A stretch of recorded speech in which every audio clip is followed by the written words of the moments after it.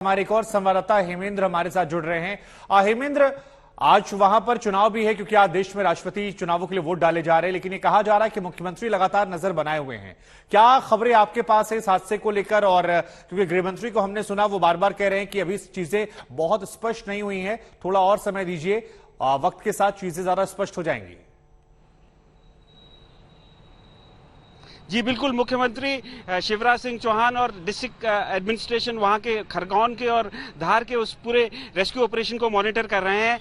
गृह मंत्री ने बताया है कि 1 दर्जन के करीब लोगों को वहां से रेस्क्यू कर दिया गया है और लगभग इतने ही डेड बॉडीज को वहां से फिश आउट भी किया गया है। और आई विटनेसेस जो वहां सर्वाइवर्स हैं उन्होंने बताया है कि करीब 50 से 55 लोग इस बस में सवार थे और इस बस का हादसे के पीछे क्या कारण है वो उसका पता नहीं चल पाया है। लेकिन चूंकि ये नदी के ऊपर पुल जो है, कलघाट नदी का जो पुल है, वहां पे करंट नदी का जो है बहुत तेज था, इस वजह से बहुत सारे लोग जो है बस के नदी में गिरने के बाद बस से बाहर भी निकल गए और पानी के तेज बहाव के साथ बह भी गए। तो फिलहाल 1 दर्जन लोगों को जो है रेस्क्यू कर दिया गया है और गृह मंत्री के हिसाब से लगभग 25 से 30 लोग अभी भी लापता है। ये लोगों का क्या हुआ है अभी कुछ मालूम नहीं है, लेकिन इनको ढूंढने की कोशिश की जा रही है। एसडीआरएफ की टीम वहां पे मौजूद है, एनडीआरएफ की टीम मौजूद है, धार डिस्ट्रिक्ट एडमिनिस्ट्रेशन की टीम मौजूद है, खरगोन डिस्ट्रिक्ट एडमिनिस्ट्रेशन की टीम मौजूद है। रेस्क्यू ऑपरेशन चल रहा है और सरकार के हिसाब से और जो वहां पे रेस्क्यू ऑपरेशन को चला रहे हैं उनके हिसाब से अभी थोड़ा समय और लगेगा, जिसके बाद ये कुछ मजबूती से कहा जाएगा, ये बताया जा सकेगा कि बाकी लोगों का क्या हुआ। लेकिन फिलहाल अभी रेस्क्यू ऑपरेशन जारी है। जी, तो जरा ये बताइए कि इस हादसे को लेकर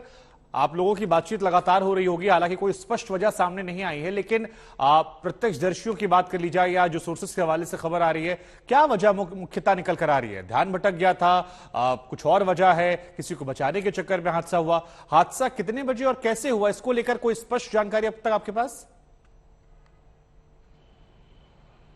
जी देखिए, जहां तक कारण का सवाल है, 2 सस्पिशंस जताए जा रहे हैं कि या हो सकता है कि ब्रेक फेल हो गया हो या स्टीयरिंग जाम हो गया हो। ऐसा सरकार के जो गृह मंत्री है उन्होंने भी आशंका जताई है कि इन 2 में से क्या कारण है अभी पता नहीं चल पाया है, जांच का विषय। लेकिन वहां किसी को बचाया नहीं की ऐसी कोशिश की जा रही हो, ऐसा कुछ वहां जो आई विटनेसेस ऐसा कुछ बताया नहीं।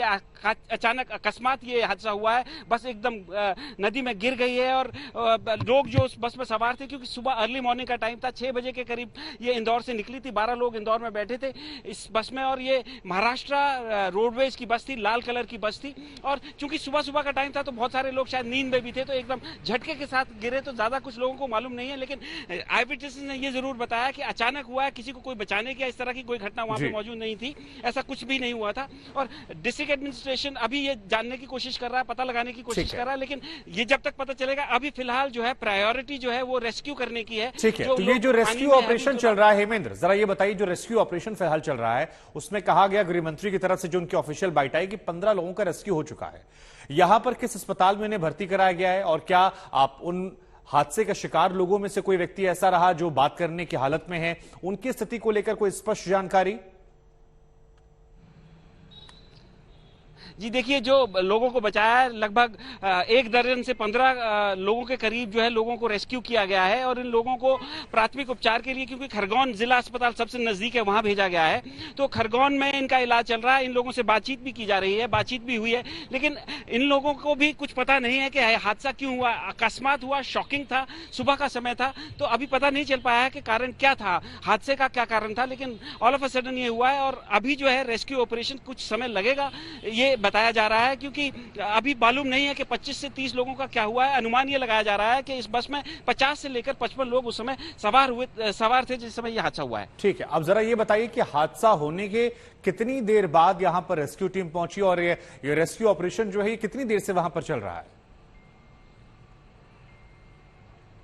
जी देखिए, 10 सवा 10 के करीब जो है पहली जानकारी डिस्ट्रिक्ट एडमिनिस्ट्रेशन धार के पास आई, उसके बाद डिस्ट्रिक्ट एडमिनिस्ट्रेशन खरगोन को पता चला, उसके बाद डिविजनल कमिश्नर जो दोनों जिलों के एक हैं उन्होंने दोनों डिस्ट्रिक्ट कलेक्टर्स को डायरेक्ट किया कि वो मौजूद स्पॉट पे पहुंचे और लगभग मेरे ख्याल से आधा घंटे के अंदर जो है वहां पे रेस्क्यू ऑपरेशन शुरू हो गया था। और यही कारण है कि 10 से 15 लोगों को तुरंत ही बाहर निकाल भी लिया गया, जैसा कि होम मिनिस्टर ने हमें बताया भी।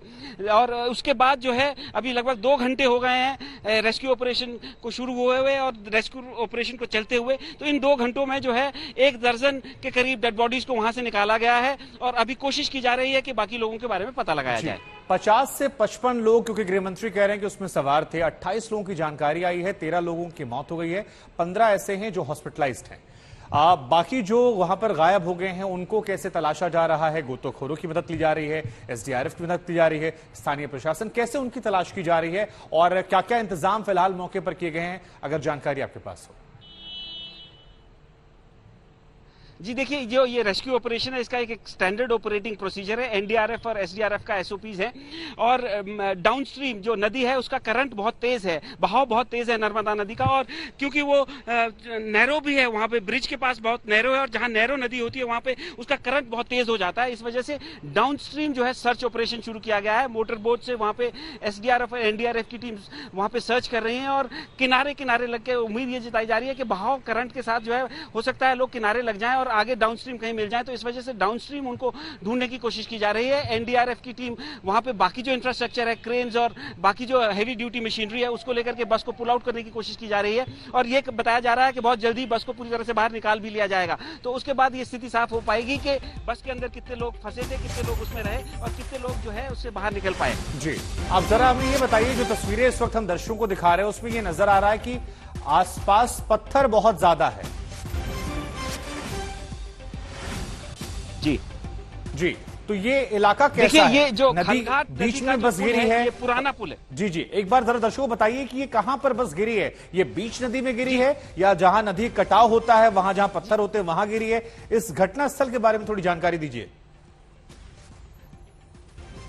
जी देखिए, ये खलघाट का जो पुराना पुल है, गांधी सेतु के नाम से इसको जाना जाता है।